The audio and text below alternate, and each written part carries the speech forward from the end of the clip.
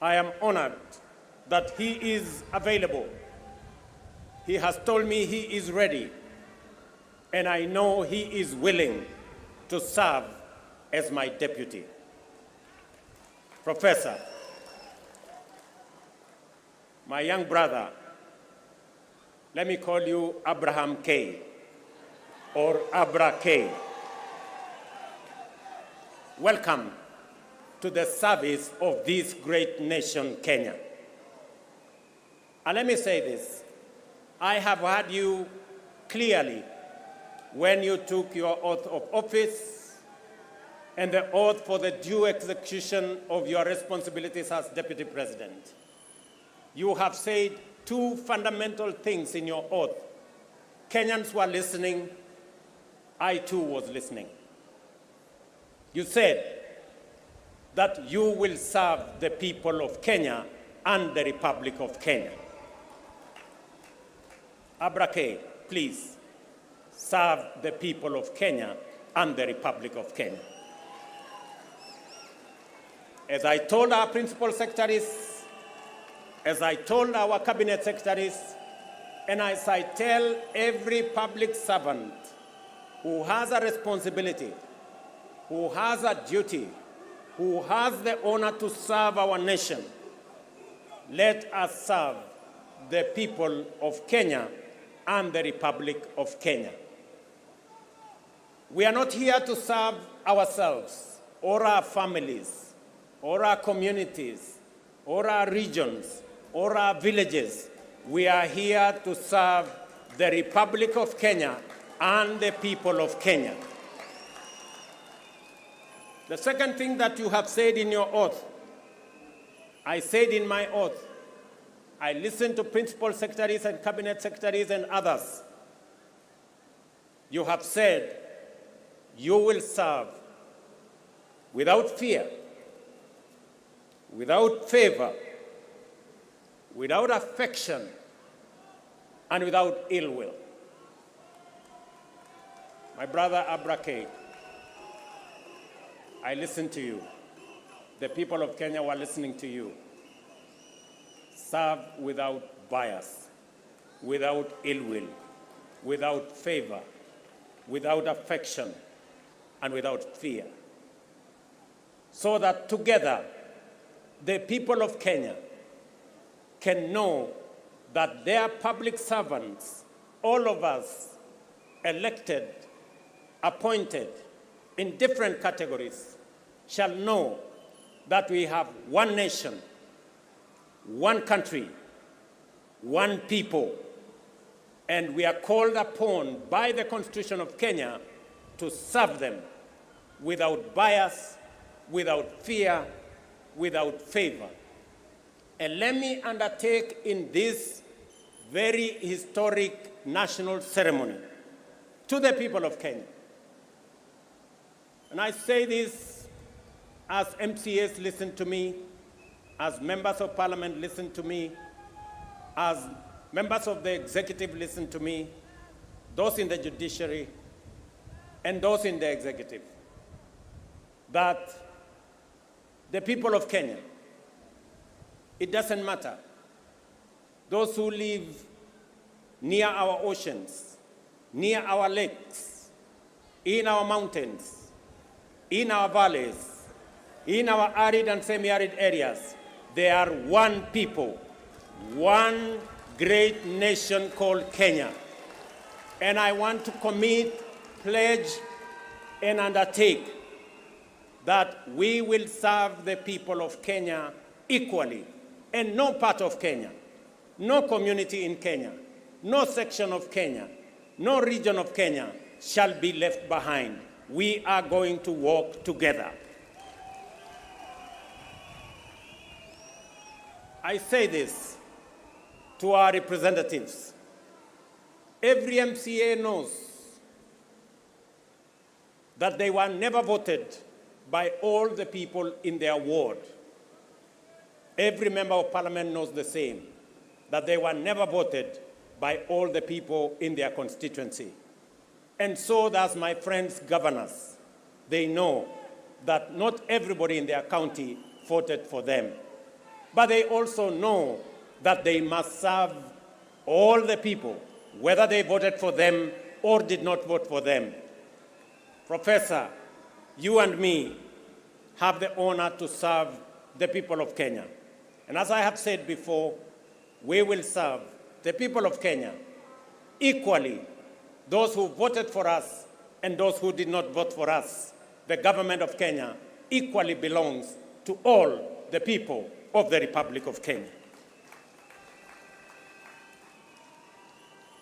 Let me also say the following, because this is a very important occasion. To underwrite that our judiciary works, that our legislature works, and we will make sure that our executive works and serves the people of Kenya. I know that we've gone through a journey, but in this journey, we have affirmed to both ourselves as the people of Kenya, to our friends, and to the international community, we have affirmed that Kenya is a constitutional democracy founded on the firm foundation of the rule of law. We believe in freedom, and we believe in making sure that no Kenyan and none of us is left behind. Today we stand here as a people, united, peaceful, because we are a democracy, we believe in our constitution, we believe in the rule of law, and we are a free people, and we make choices. Let me also say this. To all of us who are public servants, it doesn't matter at what level. To all of us, we are reminded on this very historic day that we serve at the pleasure of the people of Kenya, and we serve under the provisions of the law and the Constitution of the Republic of Kenya. And that none of us, irrespective of the office we hold, is greater than what our Constitution says. We must obey, we must submit to the law and to the Constitution, because that is what makes us a nation. Let me say this as I conclude. We have made stride as a nation. Today, our savings as a percentage of our GDP is growing. We have changed and we have transformed our education system. Today, we have more teachers. We just announced another 20,000 teachers. We have a new funding model that is student-based, which we are refining to make sure that no child in Kenya is left behind. My dear Professor Kicc, I need your voice. I need your intellect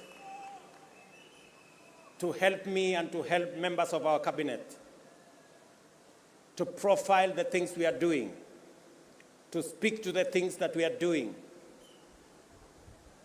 I have almost become a lonely voice in the executive, especially in the presidency, speaking about our projects, speaking about our programs, elaborating on what we are doing. You are eloquent, my brother. You are intelligent, my brother. I am confident that you will do that which I have missed for the last 2 years. I know you will.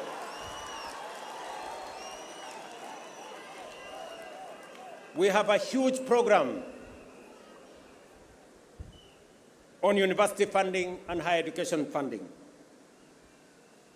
We have a huge program that today our farmers across Kenya have access to fertilizer. We have a huge program on expanding our irrigation. We have a big program on what we are doing. We need your voice, and we need the voice of those of us in the executive to provide leadership and to see to it that indeed we achieve what we wrote into our Constitution. Today, as we wrote in our Constitution, Kenya Power has turned around and today is a profitable company. So is KenGen, because of the stewardship that we have put in place. My brother, our manifesto is elaborate. Our manifesto is transformative. We are implementing it page by page, paragraph by paragraph, chapter by chapter, because we have to transform this great nation, and failure is not an option. We must. We have a big program on rural electrification to connect close to 300,000 homes across Kenya. I need your support to the Ministry of Energy, who are doing a wonderful job in that exercise. We have a big program on markets across Kenya. We have a big program on housing across Kenya. Today, we have 160,000 people working in a housing program. By December, actually next month, we will begin to hand over the first 1,000 houses under our program, under the program that will make ordinary people, Mama Mboga and Boda Boda, pay 3,000 shillings every year and access housing in the Republic of Kenya. My brother, let me tell you, our universal health coverage is underway, with a bit of challenge initially, but now we are moving. And I want to tell the people of Kenya, we are going to transform this nation. And we have the team. And Professor, welcome to the team that is going to transform Kenya into a great nation that is going to make every Kenyan proud. Let me conclude by saying we have what it takes to transform the Republic of Kenya. And I am committed to making sure that whatever it takes, whatever decisions that have to be made, we will make them so that our nation can truly be transformed. As I talk to you, 10,000 young people are now engaged in climate works in Nairobi. We intend to take that in the next few months into 40 and 50,000 young people. And I commit to the people of the great city of Nairobi that we are going to clean the Nairobi River and we are going to transform it into a better, different causeway as we transform the city in the sun, the headquarters of the environment in the world, where we have UNEP in Nairobi. We're also going to roll out the program that will make sure that we tap into the private sector and make sure that we can work through public and private partnership to make sure that we roll out some of the urgent, important programs that are important for the transformation of our nation. Let me conclude by asking all of us, members of the legislature, members of the judiciary, especially our investigative institutions, to make sure that we ensure that public resources are used efficiently, effectively. I call upon the Office of the Director of Public Prosecution, the offices of the DCI, and the offices of the IG to work with the judiciary so that the corrupt can be firmly, decisively dealt with in the Republic of Kenya, and the citizens of the Republic can get their due in the expenditure of public resources. I know that of recent, we have seen incidences of our girls, our mothers,